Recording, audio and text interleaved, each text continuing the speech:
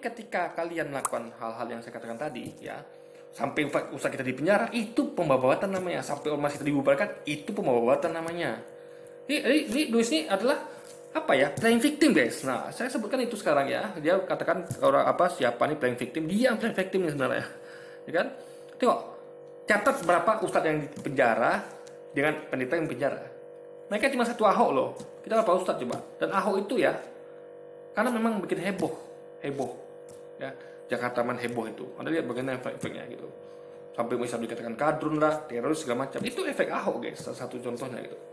Dan perkataan mereka mengatakan Islam kadrun. Ada yang kita katakan kisah itu seperti apa itu? Nggak ada. Ada yang kita katakan kisah teroris? Nggak ada guys. Mereka tiap saat mengatakan kita kadrun, teroris, suruh tangkap ini, tangkap itu, penipu, pembohong. Ini apa coba?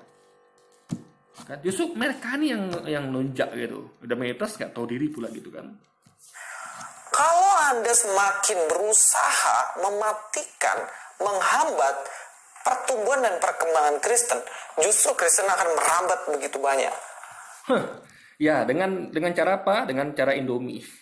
Kita kemarin berapa mualaf sudah mengungkapkan itu. Syukur alhamdulillah ada mualaf ini yang jadi gini guys ya, mereka nih kisah merambat dengan cara-cara tidak etis ya, kristenisasi. Itu dulu ada waktu zaman belajar Belanda itu adalah dengan gospel glory gitu.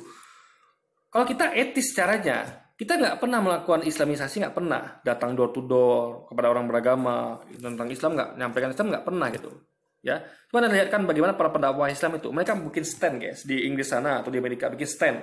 Mereka kumpulkan buku-buku. Jadi kalau orang lewat ya pengen tarik datang ngobrol gitu. Itu aja.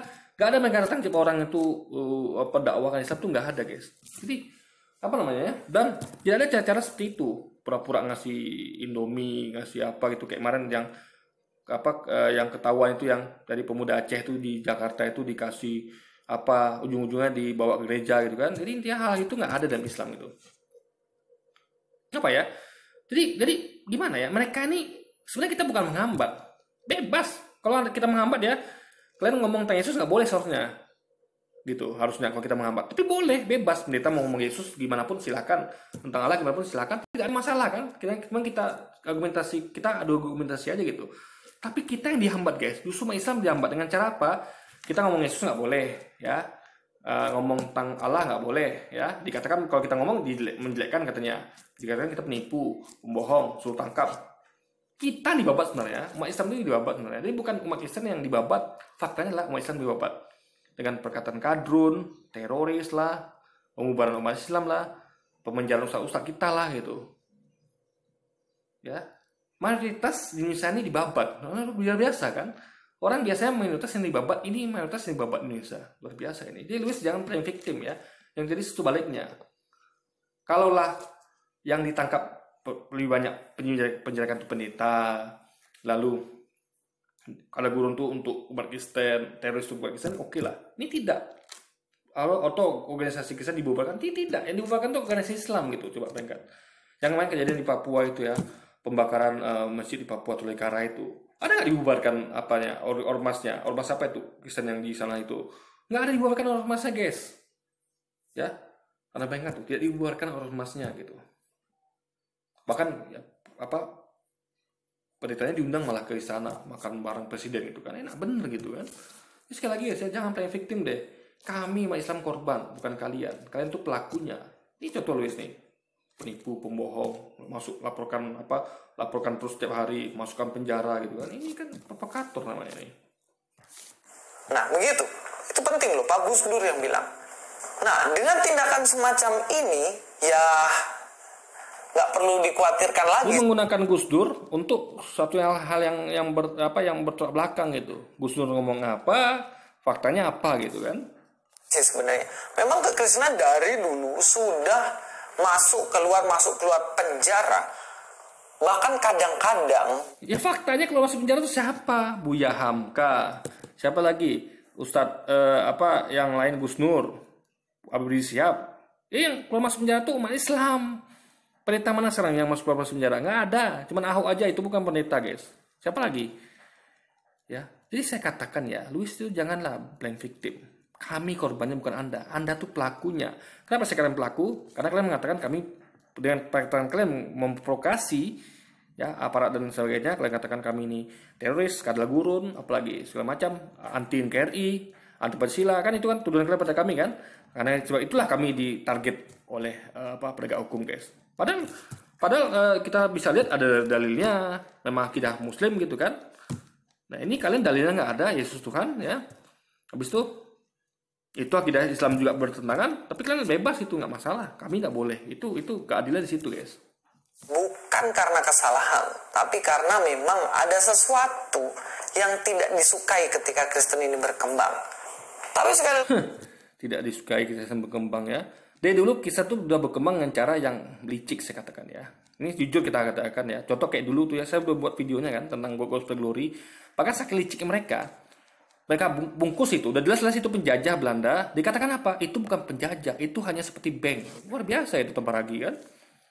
Ini udah jelas kita dulu berjuang mati-matian lawan penjajah Belanda kafir yang menyebarkan ideologi Gospel Glory, itu disuruh oleh inisiasi oleh Vatikan melalui Paus langsung, dilaksanakan oleh kerajaan Kristen Portugis dan Katolik Spanyol. Bisa dikatakan itu cuma bank, guys. Mereka tidak menjajah. Faktanya menjajah padahal kan. Jadi bahkan sampai saking liciknya mau ubah sejarah pula gitu. Sejarah yang udah tertulis gitu kan, mau diubah pula oleh mereka. Jadi Belanda itu kan penjajah, yang salah itu adalah raja-raja kita gitu. Luar biasa, guys. Kita disalahkan. Orang penjajah yang salah harusnya, kita yang dijajah yang salahkan gitu. Penjajah itu mengadakan politik adu domba, mengadu rakyat kita, malah rakyat kita yang kena adu domba disalahkan. Dalam artian kan, kenapa mau diadu domba gitu? Yang adu dombanya salah padahal. Kayak mana komentar saya ya. Kita mengatakan kayak bom atom nuklir Hiroshima Nagasaki. Katanya itu kan yang menemukan itu adalah orang Islam. Loh, yang melakukannya adalah Amerika yang mayoritas Kristen gitu kan. Dia salahkan yang guys, yang menciptakannya gitu. Luar biasa. Padahal nuklir itu digunakan untuk kebaikan gitu. Dan ingat ya, nuklir pun itu Albert Einstein ya, EMC kuadrat. Itu bukan Islam setahu saya, Albert Einstein itu. Ini adalah bukan siapa yang menciptakan sebenarnya. Karena diciptakan itu kan tujuan kebaikan. Kayak pisau deh. Masa ada orang membunuh orang, nusuk orang gitu. Sama kayak orang pelaku bom nuklir itu. Mati orang Hiroshima Nagasaki berapa juta. Lalu orang tusuk pisau itu mati orangnya atau terluka. Anda salahkan yang buat pisau. Anda salahkan yang membuat yang menciptakan bom nuklir. Ini ada logis apa tidak gitu? Waras apa tidak gitu? Yang itu nggak salah gitu. Amerika nggak salah gitu. Yang nusukkan pisau itu nggak salah. Ini logika dari mana gitu? Sama kayak Belanda itu, mereka yang menjajah gitu kan. Anda katakan nggak salah. Anda katakan cuma pedagang, cuma bank gitu. Luar biasa nih. Ini gini, licik mereka ya. Udah dengan cara seperti itu menyebarkan agamanya. Sekarang dengan kristenisasi lagi. Dengan kedok Car Free Day lah, apalagi lomba maraton, konser segala macam itu ada guys, itu terbukti di lapangan ya. Lalu memutarbalikkan sejarah pula. Jadi segala cara mereka lakukan gitu. Ya, coba anda bayangkan narasi sekarang ini terjadi adalah Belanda itu bukan penjajah. Yang kalah bukan Belanda. Belanda itu memang pedagang. Yang satu adalah orang-orang kita, ya. Yang Belanda itu waktu itu orang-orang kita gitu. Padahal itu ulah Belanda juga gitu. Kalau gitu coba anda tonton. Jadi gini, coba anda tonton film-film perjuangan, ya. Anda akan tahu betapa kejamnya Belanda. Lagi saya tidak mengatakan bahwa tindakan Muhammad Kacim menjelekkan agama lain itu patut untuk ditiru, enggak. Di sini ingat ya, bukan pada menjelekkan, poinnya adalah pada penyesatan, ya. Kalau penjelekan itu dalilnya ada, nggak masalah, itu akidah gitu. Ini dalilnya nggak ada, ya kan? Atau hadis palsu gitu. Jadi poinnya adalah bukan pada penjelekannya gitu. Misal kayak gini, ekonomi kita tumbuh berapa sekarang ya? Itu kan janjinya namanya 9%. Itu kan kalau kita katakan kan nggak sesuai dengan janji, nggak tepat janji, atau katanya dulu nggak akan angkat jabatan, tapi sekarang angkat jabatan. Kita kritik itu. Dulu katanya si bos ini katakan tidak akan angkat jabatan, faktanya malah angkat jabatan. Malah subuh lagi angkat jabatan. Itu kan kritik, itu kan berarti kan menjelekkan. Nah, masa nggak boleh dikatakan itu selama ada faktanya, ada dalilnya nggak masalah gitu. Kecuali mengada-ngada, itu baru nggak boleh, guys. Jadi sekali lagi guys ya, Anda tuh nggak bisa ya berpikirnya logis itu. Masa orang ada dalil, akidah kita pula malah dikatakan penipu pembohong, disuruh tangkap pula. Ini kan bagaimana berpikir Anda ini, logika Anda? Saya mengatakan itu ya nggak usah diikuti kalau nggak mau gitu. Dan saya pun tidak mau mengikuti hal yang semacam itu. Tetapi yang saya ingin katakan di sini teman-teman, ya udah deh, kalau memang Muhammad Kacip begitu dengan sistem di Indonesia yang sedemikian, ya udah. Sekarang tinggal apa sih yang harus dilakukan ke depannya. Saya mau ambil contoh kisah dari Paulus. Paulus suatu hari dia melayani di Filipi. Nah, ketika dia melayani Filipi, di situ ada seorang perempuan yang Ketika kita katakan Paulus nabi palsu, itu dalilnya dia kita pada. Kita katakan Paulus nabi palsu. Rasul palsu. Kenapa? Yesus berkata, dalilnya ada ya. Waspada terhadap nabi palsu. Mereka datang kepadamu menyamar sebagai domba. Sehingga mereka segala buas. Ingat ya, mereka datang kepadamu menyamar sebagai domba. Berarti ini adalah internal di umat Kristen sendiri. Internal. Enggak eksternal. Bukan orang Islam guys. Tapi mereka malah menuduh itu nabi palsu, itu Nabi Muhammad. Padahal adalah internal. Dan ini adalah saya pernah menemukan orang Kristen yang jujur, dia orang Katolik ya. Di inbox saya waktu debat itu, kami debat di Facebook, di inbox saya, "Bro, kamu benar, Bro. Itulah internal, bukan Islam itu." Ketika mereka katakan di debat itu mengatakan itu Nabi Muhammad gitu. Tapi dia jujur, di inbox saya, "Betul, Bro. Bukan bukan nabi kalian. Itu adalah internal Kristen." Nah, dia sampaikan, menurut dia siapa itu? Dia katakan Protestan. Itulah para pendiri Protestan tadi ya. Dia harus orang Katolik gitu. Ya jujur di situ guys. Maka saya apresiasi. Dia tahu ini ayat ngomong tentang internal. Mereka datang kepadamu menyamar seperti domba. Ingat, domba itulah analogi dalam Kristenan. Umat Kristen itu sebut domba gitu. Mereka menyamar sebagai domba, tapi mereka sungguhnya segala buas. Dari buahnya kamu akan lihat. Karena buahnya beda dari pohonnya. Pohonnya Yesus ngajarkan apa, buahnya beda. Ingat dong, pohon apel tentu tuh buahnya apel. Masa pohon apel buahnya nanas? Tapi mereka buah nanas. Pohonnya, jadi apel tuh, Yesus tuh pohon apel misalnya. Nah, Paulus ini nanas. Karena beda ajarannya. Yesus ngajarkan hukum cerai ada. Ya, Paulus malah bilang nggak boleh cerai. Yesus ngajarkan hukum sunat. Kekal. Ya, Paulus bilang malah sunat hati. Babi, haram. Itu Yesus sampaikan dengan mengatakan, "Aku datang bukan untuk menyediakan hukum Taurat yang terpernah Nabi, tapi untuk mengenapinya." Alias dia menambah sehingga lengkap. Sehingga menambah sehingga lengkap itu artinya adalah ya menambah sehingga lengkap, bukan mengurangi atau menghilangkan. Tapi mereka mengatakan malah Yesus menghilangkan hukum Taurat yang terpernah Nabi guys. Luar biasa ini. Memiliki roh penenung, tukang tenung dan lain-lain lah. Nah, perempuan ini dimanfaatkan sama tuan-tuannya untuk cari duit.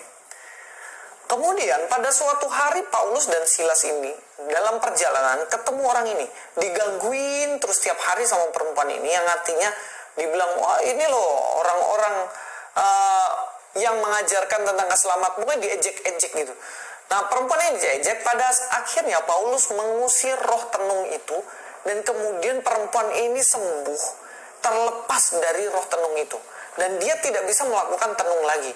Wah, seketika tuan-tuannya ngamuk, dan akhirnya mengatakan bahwa Paulus dan Silas mengadakan kekacauan di tempat itu, dan kemudian mereka diadili, dan kemudian mereka langsung dimasukin penjara, teman-teman. Yang artinya sebenarnya yang dilakukan adalah suatu yang wajar, ngusir setan dalam nama Yesus, dan kemudian memang dukun itu kalah dan terusir setan dalamnya, dan mereka difitnah. Yesus menyampaikan ya, kenapa kau katakan aku baik? Tidak ada yang baik kecuali Allah saja. Yesus katakan ya, pada hari terakhir banyak orang berseru padaku, "Tuhan, Tuhan, bukankah kami telah berbuat dengan namamu, mengusir setan dengan namamu, dan melakukan banyak kebaikan dengan namamu?" Apa Yesus katakan pada mereka? Ya ini yang dilakukan oleh tuan-tuan ini kepada Paulus dan siapa? Apa Yesus katakan? Pasal itulah aku berkata kepada mereka semua, "Enyahkan semua hadapanku, aku tidak mengenal kalian." Kenapa Yesus katakan itu? Karena dia tidak pernah mengajarkan untuk pakai namanya. Dia katakan, "Ingatlah Israel, Tuhan Allah kita ada satu Tuhan." Ya, kenapa kau katakan baik? Tidak baik kecuali Allah saja, kata Yesus. Allah saja yang baik, guys. Nah, kalian harus berbakti kepadanya, kepada Allah, kata Yesus ya, dengan sepenuh hati, segenap hati, dan dengan sepenuh jiwa dan ragamu. Hanya kepada Allah berbakti, guys. Kenapa memakai nama Yesus gitu? Jadi sekali lagi guys ya, jadi apa yang dilakukan oleh tuan-tuan itu bisa dilakukan Yesus nanti pada hari terakhir. Bahkan di hadis dikatakan ya, yang kesamaan itu Yesus akan matikan salib dan membunuh babi guys. Sama, jadi persamaan itu ya. Di hadis dikatakan membunuh babi, matikan salib sebagai simbol, kalau itu salah. Yesus katakan sih dalam kitab di Matius 27 apa 2 berapa ya? Matius 7 ayat 21 sampai 23 ya. Mengatakan apa yang tadi itu? Aku akan mengalahkan semua, nyalakan di hadapanku. Aku tidak mengenal kalian. Kenapa? Yesus tidak pernah mengajarkan itu. Tidak pernah Yesus katakan aku baik, ya, atau berbaktilah padaku dengan segenap jiwa raga. Tidak. Dia katakan dia cuma utusan, guys. Nah, itu poinnya. Masuk penjara, teman-teman. Kalau kita lihat di sini adil nggak sih? Tindakan yang dilakukan ini adil nggak? Ya enggak. Paulus nggak salah. Kemudian dimasukkan penjara. Iya. Menurut Anda nggak salah. Menurut Yesus salah. Yesus usir, guys, orang-orang ini yang bernubuat dengan namanya, mengusir dengan namanya, dan melakukan banyak kebaikan dengan namanya. Itu Yesus usir nanti pada hari terakhir. Ada bacanya itu di Matius 7, 21-23. Di penjara, teman-teman, yang dilakukan Paulus adalah pada waktu itu mereka berdoa di hadapan Tuhan. Dan berdoa memuji Tuhan. Dan kemudian terjadilah sebuah goncangan. Dan tahu apa yang terjadi? Selnya terbuka. Sel terbuka dan kemudian kepala penjara ketika terbangun dia kaget. Waduh, ini tahananku udah kabur. Di sana itu, kalau ada tahanan kabur gitu, pasti dia akan dibunuh penjaganya ini, kepala penjaranya. Jadi pada waktu itu, kepala penjaranya mau bunuh diri. Dan kemudian Paulus bilang, jangan bunuh diri dong. Kami masih ada di sini. Wah, mereka kaget dong. Seharusnya kalau ini bisa kabur dia. Tapi Paulus dan Silas tidak mau kabur. Dan kemudian dia tanya, Paulus, gimana sih supaya saya bisa mendapatkan keselamatan? Dan kemudian di situ dilayani sama Paulus dan Silas. Dan kepala penjara ini membawa Paulus Silas ke rumah, dikasih makan. Dan kepala penjara itu percaya kepada Yesus karena kesaksian itu. Maksud saya begini, apa sih kaitannya sama Muhammad Kc? Saya nggak tahu. Maksudnya dia ditangkap ini memang betul-betul terbukti bersalah, atau memang karena dia ini main-main sama sebuah agama yang benar-benar dilindungi sama undang-undang. Nah, saya nggak ngerti gitu. Nah, apapun yang terjadi, Muhammad Kc ketika sudah di penjara, ya manfaatkan itu momen-momen di dalam penjara itu untuk apa? Untuk melayani Tuhan sungguh-sungguh. Saya